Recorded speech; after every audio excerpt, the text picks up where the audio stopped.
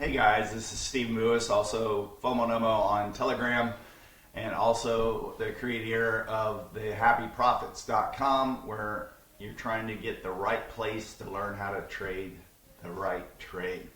So basically we're going to talk about law 6 laws that we've already done 5 of the 25 laws of day trading for the 25 days of Christmas. And basically what we're looking at is law 6. Law 6 is only trade the best setups. High quality setups are basically defined by clear entries and clear exits, whether it's positive or negative, of hopefully a recognizable pattern or a strong likelihood of profit outcome. That's what you're really looking for, high quality setups. Anything else is impatience. Sitting in a chair, waiting for price to fluctuate, and all that stuff like that. So you broke your rules of a strategy. We talked about that yesterday as well. And you hold on a position to erodes to possibilities of a back test. So what you're basically learning is if you gamble once, you're going to gamble twice. So you basically, if you don't have a setup, reach out. I have really good setups. I have about 27 setups. I like 1 or 2 as my majority. And basically if the stock market's doing a little more sideways day, I can trade channel trading as well. And that's just as easy and almost the same setup. And basically I use just a 4-step criteria to get in and 4 easy steps that are actually determining your entries and your exits. So reach out for a private or take a group class in the near future. But if you gamble once, or you will gamble again, and then basically you're gambling. And gambling is basically going to put it on red or black, saying am I going to win, am I going to lose, and there's no defined thing. So I remember there was a guy, I wish I knew him. He's very nice wife as well, at an October trading conference. And he basically said, I would rather lose $50,000 in a trade, because he's a baller, instead of $5 on a roulette table, because he said that was gambling, and at least this was an edge that just didn't go my way. So that was a very big thing that, that I noticed about that. And then what is the cost of impatience? The cost of impatience, easily to get caught up in a moment. We just had some on live trades that we trade on Monday, Wednesday, and Thursday. We were just in a trade on Tuesday because I don't know, just felt like getting on. Felt like it was going to be a real choppy open, so I wanted to make sure people weren't losing money. And we just took all the little scalps that were available in the trade with the high speed of our momentum stocks.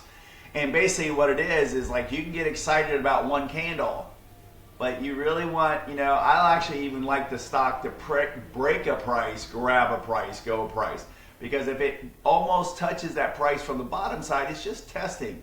And unless it's the 3rd or 4th touch, I'm not going to touch that stock. And so I have patience where I've watched 25 wicks over a price one time, and then it finally went.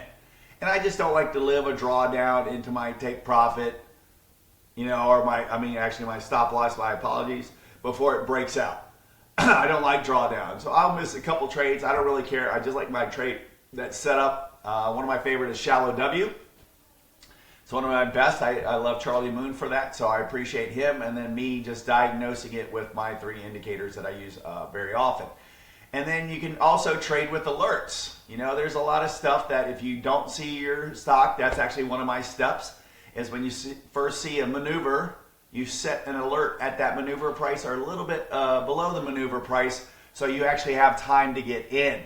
Because sometimes it does happen in 20 seconds, and sometimes it takes 20 minutes to come back to that price, just because it's the market making a decision, or possibly just another stock is running at the time that yours then decided to run, because it hasn't run yet. We have a very good trader, Thomas Dentino. He used to trade a lot, and the top 3 in the pre, he just waits them out during the day, and they will present themselves, because basically it seems like a crowd of people going, this one hasn't run. 20 minutes later, an hour later, this one hasn't run. So they decide where it's run, and basically you're going to eventually realize it's going to, it's going to run from a lower price. So people are just smart. They're buying lower, selling higher, and we just unfortunately had some people that were trying to teach us the trade from the height only. We had a stock today that didn't break 840. It tried 3 or 4 times and didn't break, and I'm sure it sucked in a lot of people for a negative outcome. I took a couple trades on the dip, going back to 840 for the second time, and it dipped one more time and took some trades there, and it never really got back to 840, but I had 3 solid trades, very good money in those trades, and I'm very fine with those.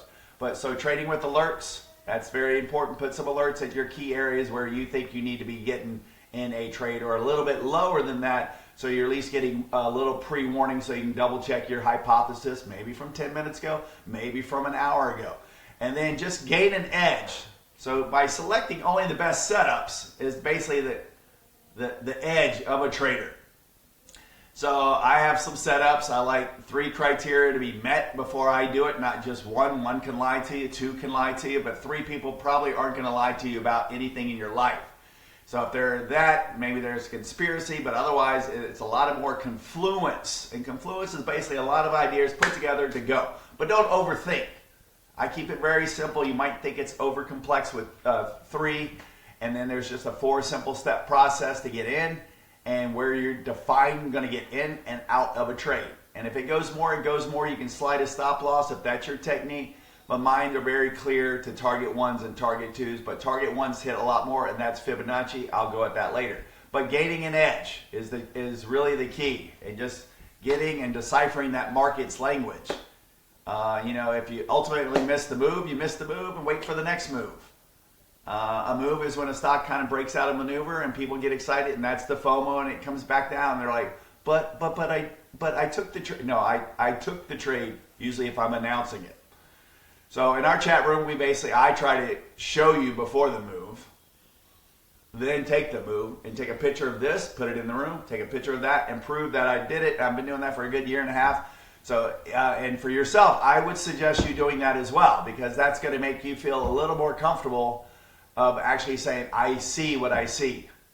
Say it out loud if you need to, if that makes you, but try to just trade only the best setups. Otherwise, you are gambling just because of your impatience. Set some alerts at some key areas that you like, and just try to gain that edge by doing it. So if you need to reach out for a private, I'm here at any time. Give you a great hour and a half of what you need to see, how I see it. And if you start seeing the way I see it, easy. It's a lot calmer. Life is a lot simpler. I remember being nervous in trades, and now I just take them and move on to the next chart because I let the plan play out. That's very important. So I would like y'all to have a great Christmas. This is the 6th law of trading. Only trade the best setups. Now, I know you hear it all the time, but hopefully I gave you a little more insight on the key points of a better setup. Y'all have a good one. Thank you so much.